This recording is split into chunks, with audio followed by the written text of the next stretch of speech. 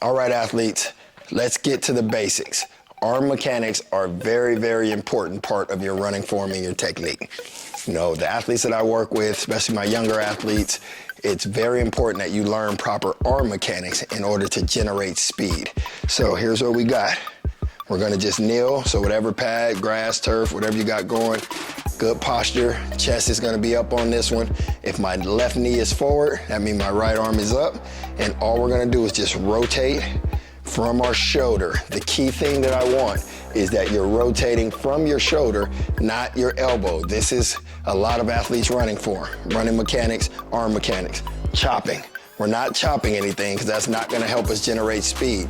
Even my older athletes, your arms are very short, just in here tight, which means you're also not using that upper body strength and all that bench press and dumbbells and different stuff that we're doing. You're not utilizing that to increase your speed. So you have to work from your shoulder because that's what opens up through your pecs, through your delts, and that's what helps you to generate speed. Got it? So all we're gonna do on this is we're gonna just make sure we're focusing on our mechanics and we're rotating from the shoulder, just nice and smooth as we go. And these are typically gonna be a different tempo. So it could start off as smooth, and then also we could increase this thing full speed so we could really work those arms. If you're doing it right, you'll start to feel the fatigue through your shoulders and through your chest. If you're chopping, you can do it all day. Got it? So that's what we're looking for on this. So good posture, good form. Make sure you check your sets and your reps, whether it's a number or whether it's timed. That's what you want to look at your program, be very detailed, and take this very serious. It's a very, very important part of your running mechanics. So once again, it's your running form, working your arms. I'll show you real quick from this angle. Here, arms up, and we're rotating from our shoulder. So big arms, we like to call it. Big, swinging it back. You don't have to overextend, but we do want to get that elbow back. Boom, and rotate so that way we can generate as much speed as possible. Let's get to work. It's time for our Pogos. So these are very, very detailed and very specific, and they're very efficient. So the reason these are part of your speed training program is because if you learn that bounce, that dorsiflexion, and that coil and that quick reaction, that's going to naturally help you increase and improve your speed. So that's what we want to do on this. We want to stay nice and tight, good form. I'm going to show you exactly what it looks like, and here's the technique, and I want you to get it done. So we're gonna start, feet are gonna be underneath. We're gonna use our arms for a quick bound. And now remember on this, we're not trying to go super vertical. We're also not trying to go broad and go forward. We're also not squatting too deep. We just want a quick coil, we call it. So just a quick coil and then extending. So here's how it looks.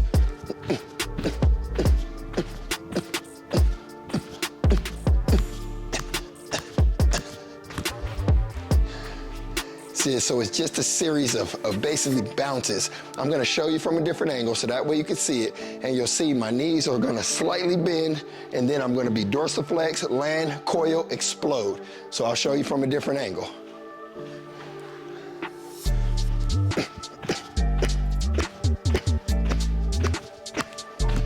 And if you notice, I'm also using my arms to create that momentum every time I leave the ground.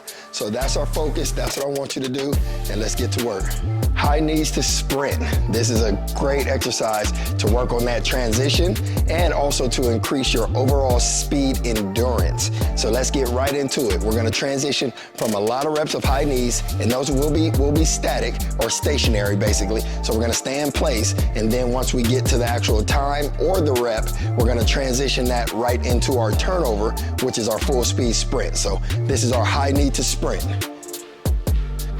And as always, make sure you check your sets, check your reps. So in this one, we're gonna go 10 is gonna be our rep count, and then we're gonna transition at that number 10. So here's what that looks like.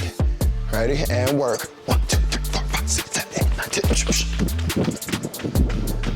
So as you can see, it's like a timer in your head. When you get to that number, or if it's time, when you get to that clock says 0, boom, you have to accelerate out and transition from that static high knee to leaning forward and driving and exploding out of there, and that's what we're gonna do. So I'm gonna show you one more time from a different angle, and then it's time for you to get to work.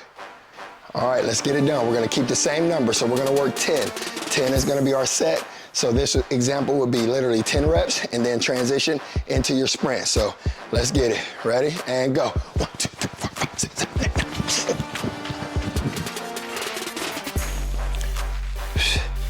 1, 2, 3, 4, 5. Woo! Might not be able to get the 7 in here. The wheels is looking too fast today. But that would have been our 5. So you get the concept. 1, 2, 3. Real hard, explosive. 1, 2, 3, 4, 5. And then we're gonna work up to 7. So this is teaching you, it's breaking down each individual portion of your start.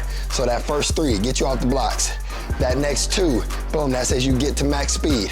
That 7, now you've got to be able to hit that target and then maintain it through. So this is our 3, 5, 7. Make sure you pay close attention to your reps so that way you can be efficient, and make sure you take as much recovery as you need on these. These aren't about conditioning. This is about technique and becoming more explosive and faster. So let's keep working. This is it, man. This is world class. I'm giving you the best exercises that we have here at Phase 1 Elite. These are the same exercises that I use to train NFL players, NBA players, WNBA, NBA, Major League Soccer, Major League Baseball, all the sports. This is what we do.